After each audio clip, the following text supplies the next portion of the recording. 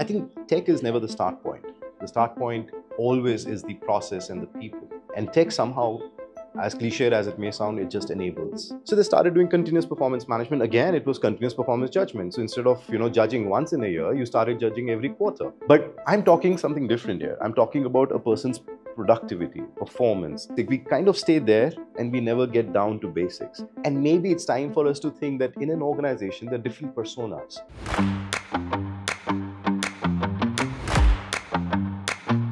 Hey guys, welcome to Close the Loop. Ryan Singh here, back with another episode.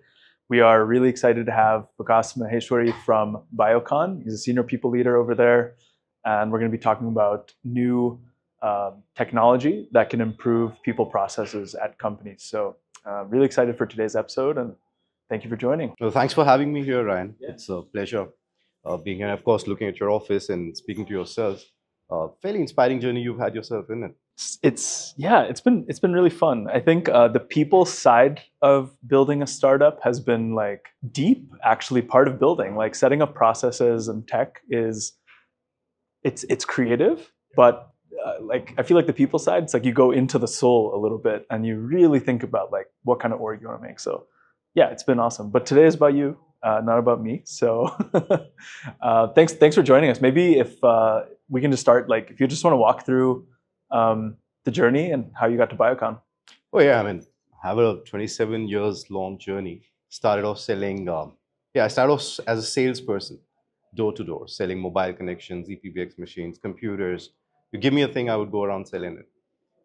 And then I got into NIIT Limited, it's a company which was in IT education. And I started talking about, how important it is for people to learn computers. And this was way back in 97, 98. And then I moved into some interesting areas of learning and development because the organization that I was working with, the chairperson thought that, hey, because you're doing an all right job in selling things, why don't you go around tell the other salespeople how this is done? Reluctantly, I said yes, but then I started enjoying it. And that's when my HR journey really started. Because I realized that, this is something about giving back, right?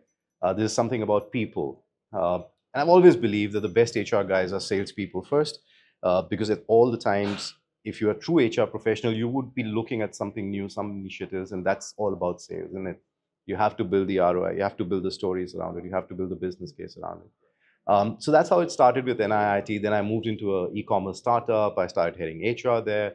Then I went to Dubai. I started working with a large brand called Landmark Group. And then there is when my HR transformation journeys really started. To be honest, that is where I realized that, or rather I started asking myself questions like, why do you do a 360? Or why do you do things like manager development programs? Common sense. What do you mean? That's what we do. Yeah, but then if you've hired somebody as a manager, okay, to perform as a manager, and then you would put that person into a manager development program, somewhere some buck is getting wasted. I would understand if you were looking at a manager development program for people who are aspiring to become managers, like you have first-time managers. That I would get it. But there are a lot of such practices which I think need to be looked at, and my favorite ones are the ones that I'm trying to disrupt are around performance management. Okay, because I think we kind of don't get it right when it comes to performance. So yeah, those are the kind of things. And I came back to Bangalore, and I joined Biocon Biologics, and this is where I head HR transformation and performance and a few other things. I mean, I would love to, I think, get into technology as a part of HR. I think this is something that every HR team inevitably now in 2024 has to become super, super fluent and comfortable with.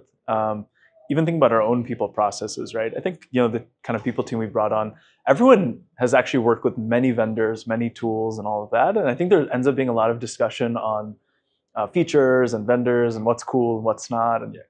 But I think we'd love to understand, I'm always interested in like what's the business problem that we're solving? What's the people problem, the business problem that we want to solve? And would love to, I think, understand, what's the journey been like? What are some of those problems you've had to solve? I'm glad you say that, because I've been going around saying that, let's ask ourselves this question: are we wiring a process around a tech or a tech around a process? A lot of times, a lot of HR tech decisions are taken, and I'll be candid to say that taken more because of a peer influence, because somebody else is doing it, so I got to do it. I think tech is never the start point. The start point always is the process and the people. And tech somehow, as cliched as it may sound, it just enables, right? My journey and my, whatever we've done over the last few years in Biocon Biologics and what we've been doing in Landmark and the other places is to say that we've always looked at the process first, and that's why I spoke about performance management. So if you look at the traditional plain vanilla version of performance management, which is an annual exercise, Yeah. I I always ask myself, why do we even call it management? Because it's not doing that. Because if you understand, the process is very simple. At the end of the year, there is a judge, there is a jury, and there is a poor employee, and somebody sits and says, hey, listen, you're good, bad, ugly. Like, if any other kind of management was annual, it would get fired. They will get, probably, yeah, right? exactly. So you're basically not doing performance management, you're doing a performance judgment at the end of the day. Now, is that really adding value?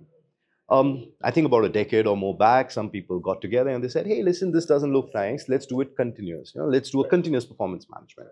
So they started doing continuous performance management. Again, it was continuous performance judgment. So instead of, judging once in a year, you started judging every quarter.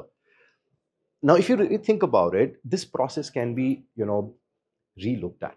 And that's what enterprise performance management does, where we try and say that, listen, can I proactively, give a nudge to one of my people to say, listen, this is going to happen. You're not going to be able to meet your KPI for the day. And to be able to arrest that problem, these are the 3 prescriptive actions that you need to take. Now, if that be the vision, if that be the thought, then obviously there's tech, there's data, there's a whole lot of other things that come into play to enable this. But first, it's about process. It's about what do you want to change. I won't even call it disruptive. It's actually a correction. It's a correction of a performance management process. Yeah. What was the kind of, how did you identify or diagnose this problem in the beginning? What did it sound like? What did it feel like day to day from teams, from leaders, from managers? Like how did the alarm go off to say, okay, we need to maybe use first principles and rethink this? So it always comes from a feedback, right? I mean, a lot of our people do not like the performance management process. I mean, even if you leave the memes aside that float on Instagram around the process in gazillions, but if you were to just do a little bit of a survey internally, and you would understand a lot of people are not happy with the way this process is conducted. And that possibly was the start point for us to re-envision this whole process.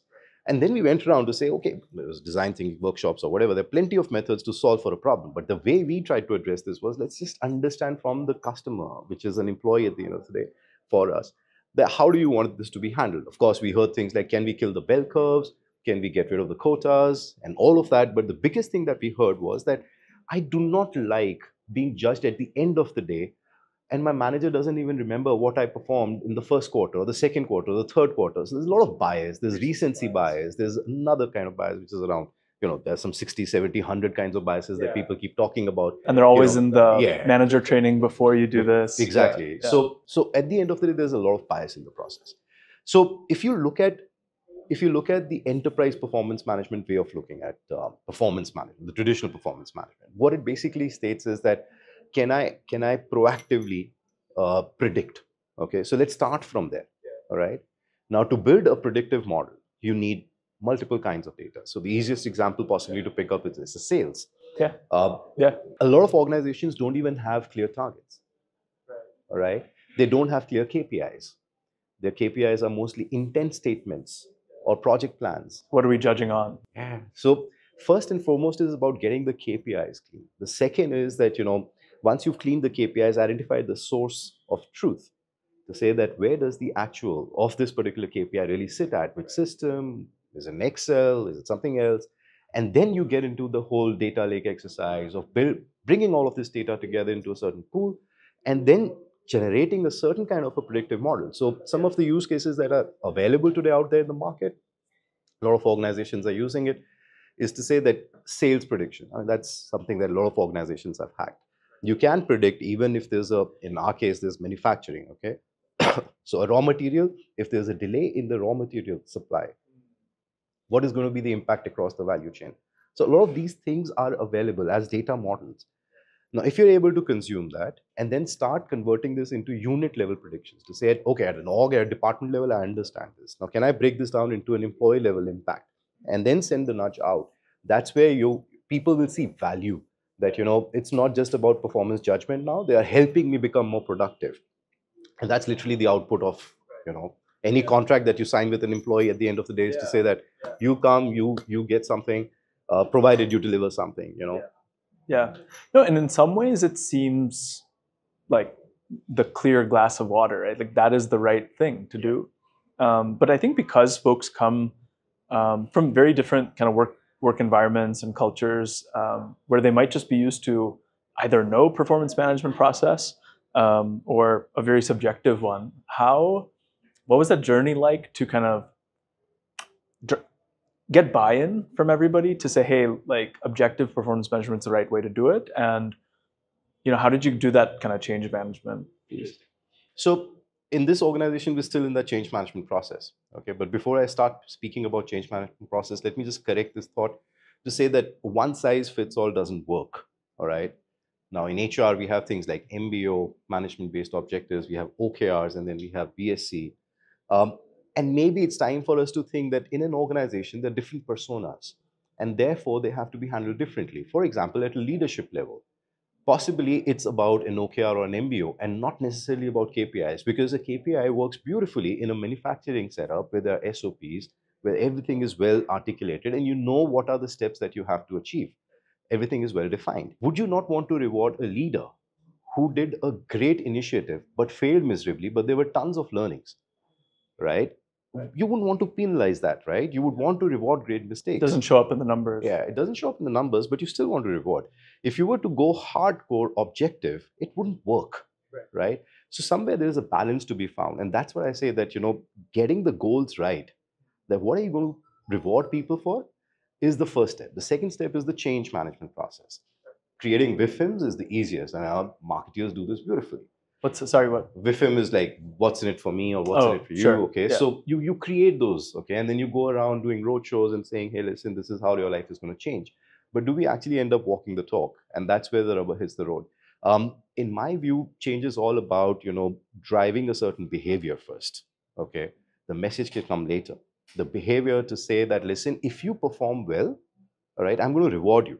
Now you can go and do tons of roadshows and tons of campaigns and say, listen, we are doing objective performance management and we will give you reward. But if you're not going to walk the talk by actually delivering that reward for overachievements, somewhere you will lose the plot. So it's a journey. It doesn't happen in an event. It takes a little bit of a time for people to realize. But there's always resistance to change. Today, we also have that resistance. No, makes sense. And how are you guys able, once you kind of conceived of this model, how did you get it out of, say, the design thinking workshop, out of the people team, and really make sure that journey is happening with managers on the ground? Right. So you start with a certain kind of buy-in exercise there. And that can only happen if you've got the right POCs in place. Right? Boiling the ocean never works. Right? Especially when it's something about new, which has not been done before, or possibly people are not aware of. So you typically go about setting up a POC, and that's exactly how we kind of did it here. In my previous organization as well, we started with a small size population where we connected the dots on KPIs with different systems, got their actuals coming in. The system was generating a system subscribed or prescribed kind of ratings, and that is something that people could see on a daily basis. Manager was not supposed to, kind of go ahead and provide a rating. Only conversations, feedbacks, yes, but the rating was not needed. We tried this. There was a lot of resistance initially, saying manager said, hey, listen, I want to, kind of still whatever is the rating, I want to kind of supersede this and give my own. So we had to kind of handle that. But once they got the groove of it, after that it was fairly easy because people saw value, because people did see that, whatever they were providing as an input with their effort, okay, was showing in their KPI forms. And therefore, there was a result at the end of the day. And then you go to the leadership to say, hey, listen, this is what we've achieved. Okay, it's a small test case, but this is what we've achieved. And it impacts productivity, impacts, the investments that we want to make on this. Nice. So that's how. That's cool. But it's like a whole cycle. It's a cycle, but it sounds easier than, it's easier said than done, because you see, I mean, there's a lot of execution, a lot of complexities in between. As I said, there's resistance at every level. Okay, because you're basically asking people to get off the comfort zone and do something very different. And they've been used to doing things in a certain way for many years. And then there's a leadership who doesn't first understand it. Possibly it's a different kind of a concept. Once they do get it, then they want more evidence, more, and then this whole thing around budgets and, how much do you really want to invest on this? Does it make sense? So there are resistance, there's this, obstacles at every part of the process. I think resilience is the key here. A lot of us tend to give up these initiatives because we kind of are turned down and we think that, oh, well, this possibly may not make sense. But if you stay resilient, if you try and, not give up and trust the process, I think pretty much it works. But don't get impatient about this, because this just does take time. That makes sense. I think one of the things I've heard lately, which is, it's not about, say, implementing HR tech, but just generally, if you're piloting something, you don't want to create execution risk on it, because that'll muddle the result. Like, then you'll never know if it was the wrong idea or just you did it half-assed for execution, right? So, yeah, I think that makes a ton of sense. And then, any other place, I think, aside from performance management, maybe where you said, hey, there's room to kind of create efficiency in how our team runs, and let's bring in technology to do that. What was that kind of journey like?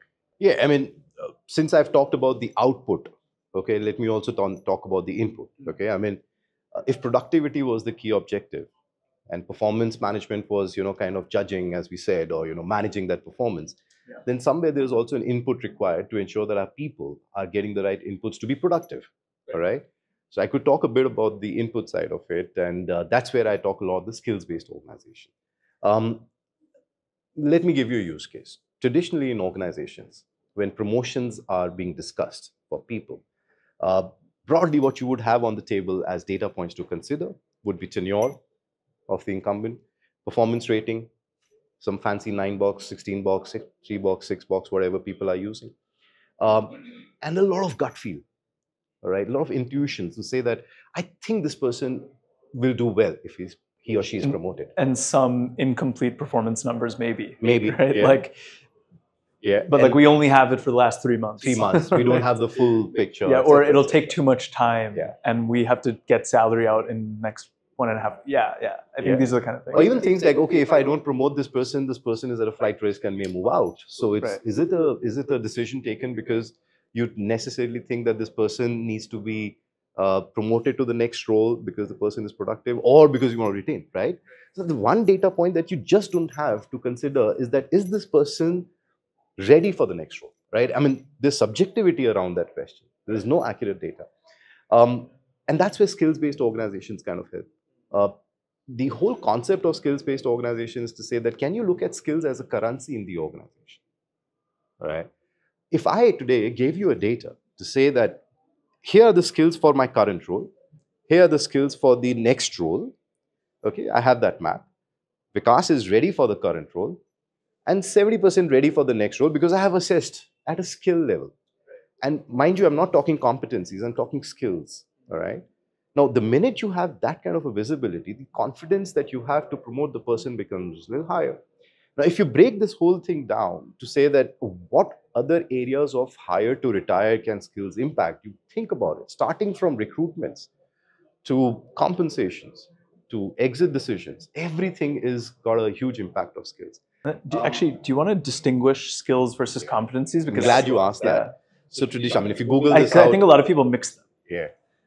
So if you Google this out, you'll find competencies would basically be I think the way they put it there is cash, knowledge, aptitude, skills, and habits. Okay, knowledge pretty much comes from your pedigrees and all of that. Skills is what you acquire, over a period of time. Aptitude and attitude are things which are like more soft skills than the others. And then there are habits which you form over a period of time, right? So all of this comes together to say, okay, this is your competency, right? What we are saying is we're going at a micro level. We're saying skills because then you can measure. I mean, I do not know how to measure integrity for an individual. It's again very subjective. Not to say that the term is not important, not to say that it's not important to measure integrity, or you should just remove that term from your fancy. Or that people don't vary on that dimension. Yeah, they do, right? They do. Values are extremely critical that a person carries. But I'm talking something different here. I'm talking about a person's productivity, performance, which is, let's say, as I said, at a unit level. And then you kind of extrapolate that to all the way up to values. You can do that. There are methods. But start from something basic. We kind of stay there and we never get down to basics. Maybe as a kind of a last little theme that we can talk about, we've touched on tech throughout, but not as the kind of core part of this conversation, because it seems like the core is actually much more about the business goal, the process, and the people. But what's this is kind of that 30,000 foot piece, and don't just say AI. I think what's kind of the future of technology for the kind of people leadership field, HR field, and if maybe on behalf of the HR community, if we had tons of HR tech vendors listening, right? What's kind of the guidance or advice or demand that we'd ask from them? Yeah, I mean, I'm so glad you bring this out again. I do interact with a lot of partners who pitch solutions to us. One thing that always it disturbs me is that a lot of time off the shelf doesn't work. Why I say that is because every organization has their own challenges. Now, I do understand you cannot go ahead and customize, the entire product stack basis of a customer's need. I do get it. But there are certain interesting challenges that are universal, and there are some very peculiar challenges that exist with a lot of organizations. So if you look at a SME and above, you would find that we do struggle with things like disparate systems. We do struggle with many apps in the organization, and they are not talking to each other. A lot of organizations like ours also have compliance at the heart of everything that we do.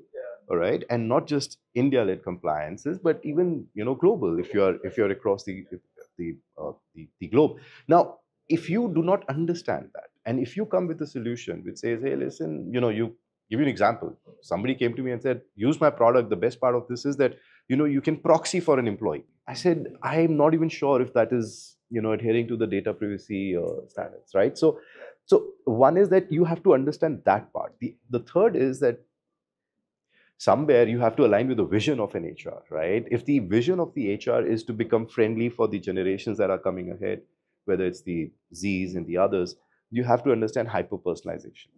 Gone are those days that one policy would work for everybody. It's all about people. I keep saying this, that HR has to rethink policies by the people, of the people, for the people. You cannot just sit in the room and start writing notes and say, flexibility, preferences. Yeah. So the art of possible, I've never seen too many people come and talk to me about. So that's important. Yeah, I mean, this has been a great chat. I think we've touched on a lot of different parts of this, and one probably thing that comes through is that too much of what we do relies on benchmarks, and we end up being too much like a people team elsewhere. And that's not the kind of thinking that serves our business teams and product teams at all, right? But somehow in the HR community, sometimes it can be more of the same. So I think your approach has been to think about things from first principles and figure out where tech can help you deliver the right thing. And that to me feels like a really balanced and kind of a mature understanding of I'm glad you see it that way. I mean, that's what I said. Are we wiring a process around a tech or a tech around a process? And for that matter, are we even looking at a process? If that's your start point, when you start reimagining your processes, then the tick in the box kind of becomes back burner. I don't want to use the word disruptive, but the fact is that if you haven't changed your HR practices over the last 20, 30 years, then my friend, it is time to disrupt a lot of things. We are way behind the game. And a lot of this is all coming from what the people want. And there's nothing like probably seeing someone on your team realize, oh my God, I have 20 hours a week of bandwidth now because we implemented something. Yeah, because you implemented. That's a amazing, major win, right? When your NVAs go away, the non-value adds. Exactly. Right? And by simple things, even a chatbot can solve so many of your NVAs. Yeah. Well, that seems like the right approach. And Vikas, I think, thanks for coming on, and best of luck to you in the Biocon It's been a pleasure team. talking to you as well, Ryan. I'm so glad. And just for our listeners, they should know that this was not scripted. This was winging it on the fly. We said we were going to bring our wings today, and I think we flew a bit. I love this. I love this spontaneity. Yeah. Cool. Thank you. Thank you so much.